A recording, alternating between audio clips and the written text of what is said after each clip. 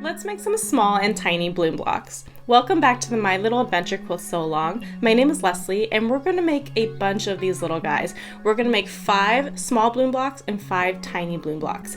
Now this block pattern is available on my blog at stitchandbaretime.com for free for the month of June, so grab it while you can. Now, if you watched my YouTube video from last month, we made the full bloom quilt block.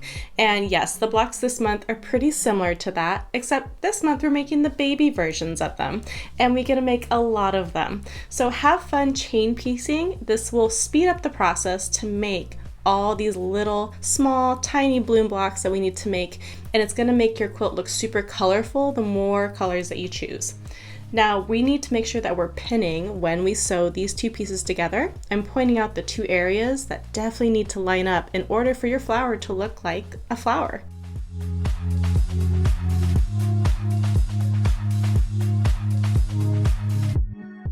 Now let's move on to the stem.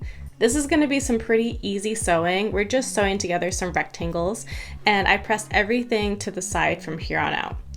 Now once you have the stem completed, we're going to sew the top, the middle, and the bottom, and you will have a completed small blooms block. Pretty easy, right? Not too bad.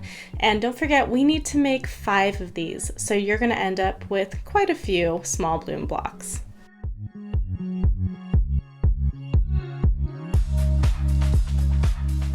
Now you'll notice that the tiny bloom block actually has different cutting instructions than the small bloom block, even though they look practically the same, but they are different heights.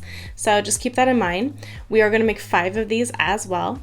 And I do sometimes end up a little big on my stitch and flip, so I was just showing an example of what I do sometimes. Instead of resewing, I'll just sliver trim, and notice not a lot comes off, but that can make a difference when you're making multiple of these and they have to be sewn together.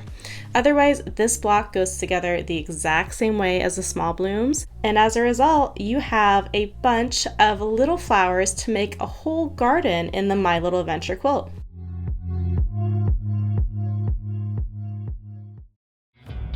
Thank you so much for watching. If you're interested in making the entire My Little Adventure quilt, head on over to stitchandbaredesigns.com to purchase the pattern there. I will see you guys all next month, July 2nd, for our next block of the month. See you then.